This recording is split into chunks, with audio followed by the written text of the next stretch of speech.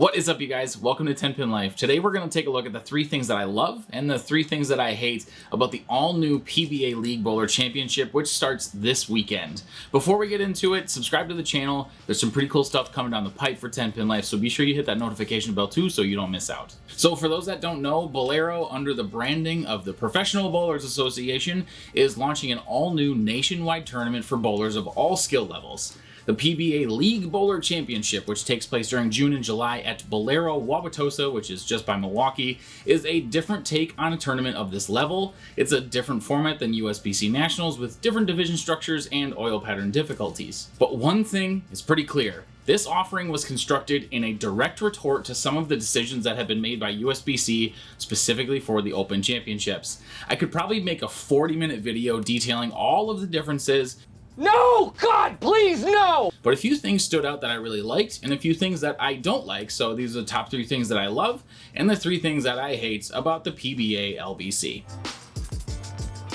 Now, I am a true Wisconsinite, so having this event essentially in my backyard is a huge bonus. Milwaukee is a great city with a lot to do, and Wisconsin in the summer is way better than the Nevada desert.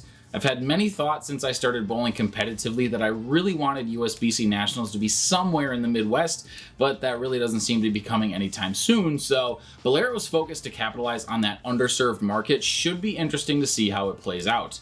Having just returned from Reno too, I am also confident to say that Milwaukee is significantly less expensive than whatever the heck is going on over there. Every time I catch you two goofing off, I'm gonna charge you for it! But simply put, I'm glad that competition at this level is returning to the former bowling capital of the world. There are a ton of great bowlers within a reasonable drive from Wauwatosa, so the competition will still be there. The Peterson Classic is in the same building, which makes for an awesome side event, and I truly hope that this proves that the Midwest is a great place to host events of this magnitude. But as much as I love the fact that it is in the greater Milwaukee area, ask any Wisconsinite about their bowling experiences at Bowlero, Wauwatosa, and at best, you will get mixed reviews. I've bowled in a lot of different centers throughout this state, and I can say without question that this place is at the bottom of the list of places I want to bowl. There's just no getting around how notoriously awful it is. Now, I will give some leeway here. It was stated that they were making improvements to the facility before this event. I don't know what those improvements are, and based on the feedback from the pros after the World Series of Bowling, I'm guessing they weren't enough, but I don't know for sure.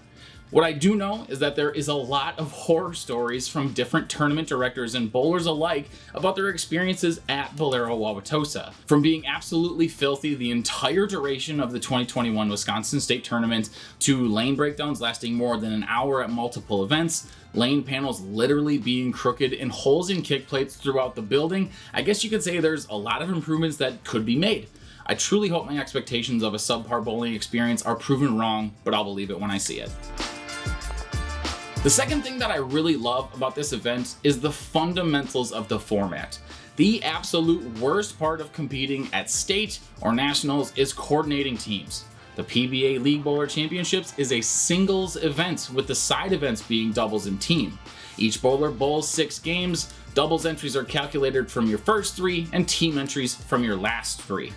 All your bowling takes place on one day during one shift. The lane patterns have already been announced and are notably easier than the conditions at the USBC Open, and it was also just announced that Phil Brylow was going to be live streaming the entirety of this event. I really do enjoy the simpler means of entering this event, the unlimited doubles and team entries, and the effort to increase transparency.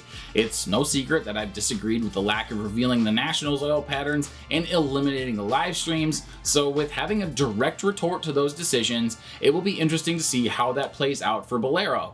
Also, for those that care, the current top 50 PBA pros compete in their own exempt division, so you'll only get your butt kicked by those that aren't card-carrying members of the PBA. Alright, so being a singles tournament, it's not surprising that they decided to include lane moves after each game. I understand that that is a standard play for singles events, but there's just something about it that doesn't sit well with me in this case. The first thing is that you are completely reliant on those that you follow and those that are on your squad.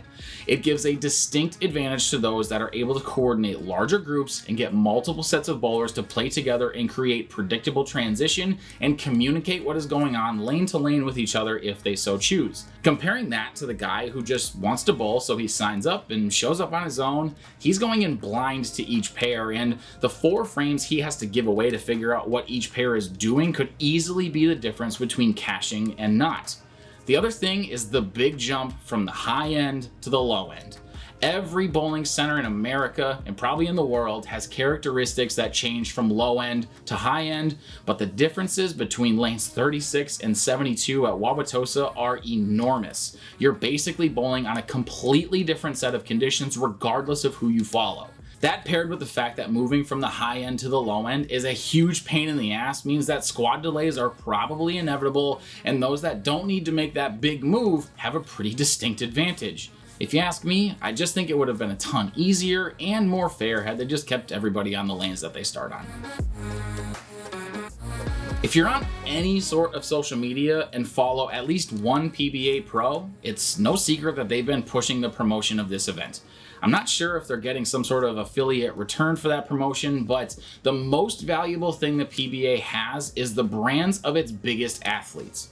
Being able to utilize the followings of these players to generate interest and entries is a great method of promotion and growth. What's more, they are going to have players on site during squads, with many of them bowling themselves. Name me another professional sport that integrates fans with its pros to that level. You can't, because bowling is the only one that does. So even if your bowling sucks, being able to meet the likes of Parker Bone III and Kyle Troop or Sean Rash should still make for a pretty memorable experience. Lastly, I absolutely love that they integrated the legend Norm Duke directly into this event, immortalizing him in the championship trophy known as the Duke. It gives instant notoriety to the trophy, on par with the USBC Eagle, without having to go through years of legitimizing the prize, and pays a much-deserved homage to a man that did so much for the sport of bowling. And here's the last thing, guys. Some people are going to make a ton of money in this event. Most people aren't going to make a nickel. First off, the cash ratio is 1:8. So let's say 1,600 people bowl. That means that 200 people cash. I mean, if you're going to guarantee $25,000 to first place in the open division and $5,000 to each of the other divisions, you have to get that money from somewhere, but my goodness. Pairing that with the unlimited entries and unlimited cashes in the doubles and team events means that if one bowler absolutely goes off and they pair in a bunch of the side events, they very well could carry those other bowlers along with them in making a pile of more money. Show me the money!